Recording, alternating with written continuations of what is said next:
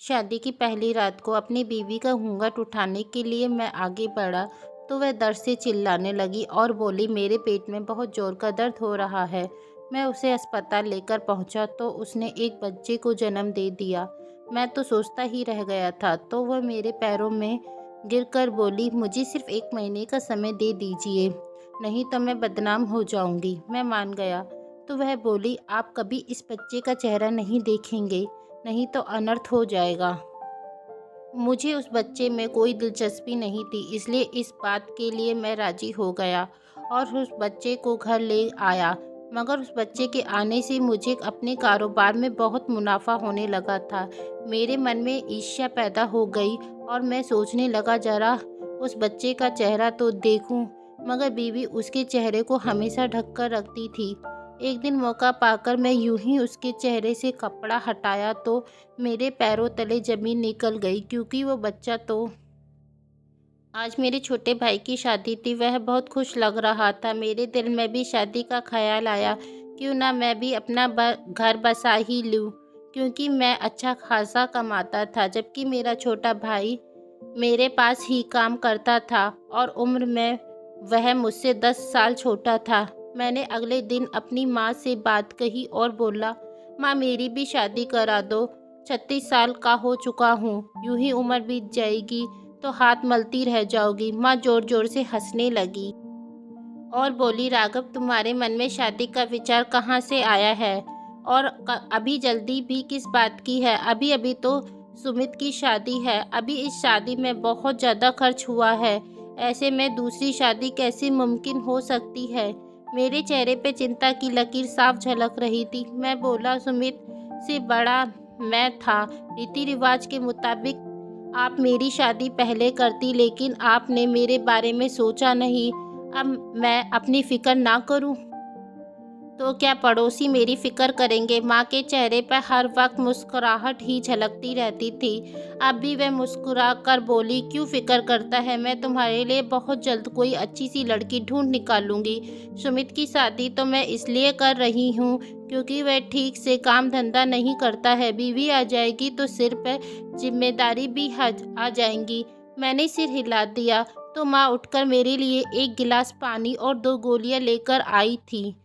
वो बोली, ये खा लो। मैंने चेहरा बिगाड़ते हुए कहा, माँ आप हर रोज मुझे ये गोलियां क्यों खिलाती हो? माँ बोली, राघव तुम ये गोलियां बचपन से खा रहे हो क्योंकि तुम्हारे सर में दर्द रहता है ना, इसलिए मैंने भी ये गोलियां आराम से खा ली। सुमित की बीवी बहुत अच्छी थी, वो मेरी बहुत इज्जत करती थी और आते ही घर की सारी जिम्मेदारी अपने कंधों पर ले ली थी। सुमित और उसकी बीवी जब प्यार से एक दूसरे के साथ रहते थे तो मुझे भी अपने जीवन में अधूरापन लगता था। मुझे भी शादी की कमी महसूस होने लगती थी, लेकिन माँ को मेरी शादी की फिक्र नहीं थी। वो मेरी शादी की बात हर बार टाल रही थी। मैं समझ गया था माँ मेरी शादी कभी नहीं करवाएंगी, इसलिए एक दिन मैंने गुस्से से बोल दिया, अगर तुमने मेरी शादी नहीं करवाई तो मैं किसी को भी अपने घर ले आऊँगा, फिर मत बोलना ऐसी है वैसी है। ये बात माँ को समझ आ गई थी, इसलिए माँ ने अब लड़की देखनी शुरू कर दी थी। कुछ समय बाद एक लड़की की फ़ोटो मुझे दिखाई जो माँ को बहुत पसंद आ गई थी। माँ ने उस लड़की की शादी मुझसे करवा दी। उस लड़की का नाम सुनीता था।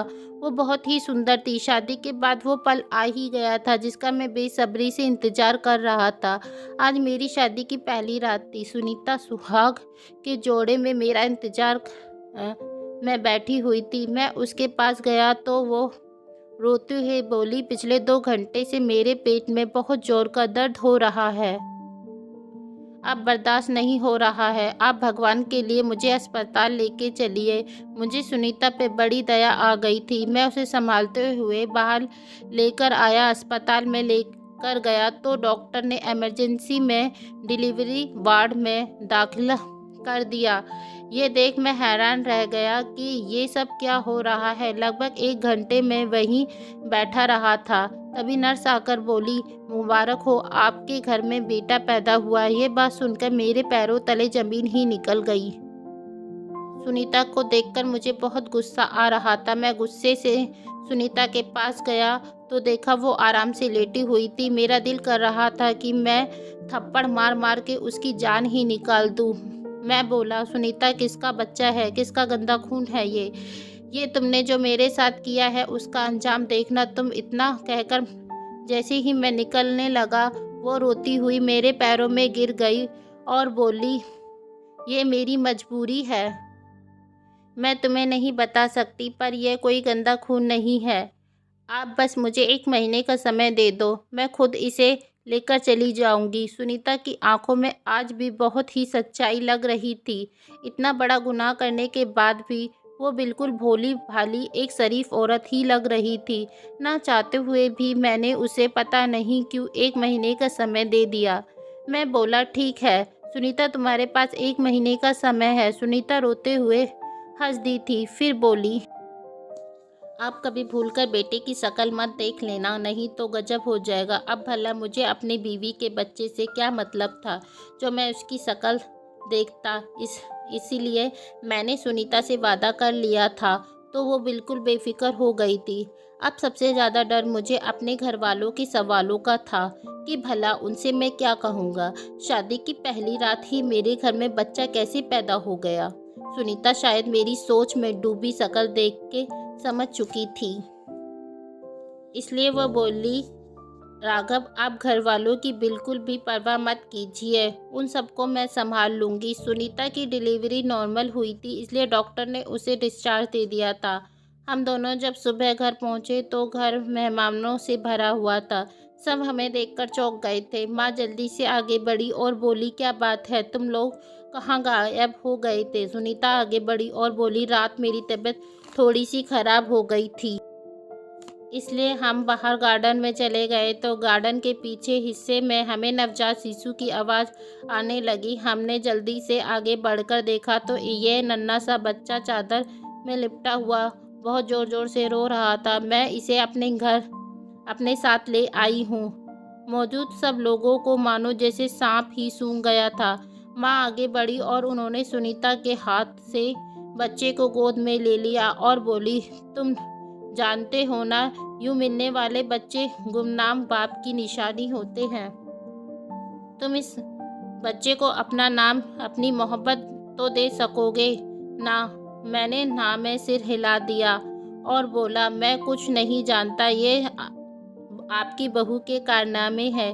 इतना कहकर मैं अंदर चला गया था। शादी के बाद वाला फंक्शन हमने कैंसिल कर दिया था।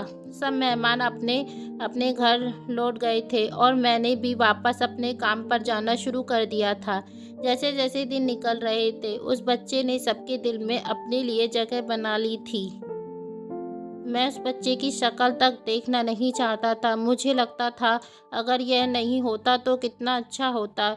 वैसे सुनीता बहुत ही अच्छी और संस्कारी लड़की लगती थी, फिर वह ऐसा काम कैसे कर सकती थी।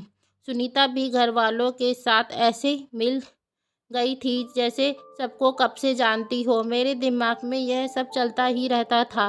एक दिन मैं दफ्तर से जल्दी आ गया था तो मैंने देखा बच्चा बेड पर लेटा हुआ था। उसके मुंह पर कपड़ा था जिससे उसे गर्मी लग रही होगी। वो बार बार कपड़ा हटाने के लिए रो रहा था। तब मैंने जरा सा कपड़ा उसके मुंह से हटाया तो उसका मुंह देखकर मेरा मुंह फटा का फटा रह गया, क्योंकि वह बिल्कुल मेरी शक्ल पर था। यह देख मैं हैरान रह गया। तभी अचानक से सुनीता और माँ भी कमरे में आ गई। सुनीता जल्दी से बच्चे को लेकर जाने लगी। तब माँ बोली, रुको, कहीं मत जाओ। माँ बच्चे को मेरे पास लाकर बोली, आखिर कब तक हम एक बच्चे को उसके बाप से अलग रख पाएंगे। ये सब सुनकर मैं सुनसा वहीं खड़ा था। मुझे कुछ समझ नहीं आ रहा था। तब माँ बोली, बेटा, आज से 4 साल पहले सुनीता की शादी तुमसे हो गई थी। तुम बहुत दिनों बाद माँ बाप बने थे। तब हमारे घर खुशियों से भर गया था, पर ये खुशियाँ ज़्यादा दिन तक ना रह सकी।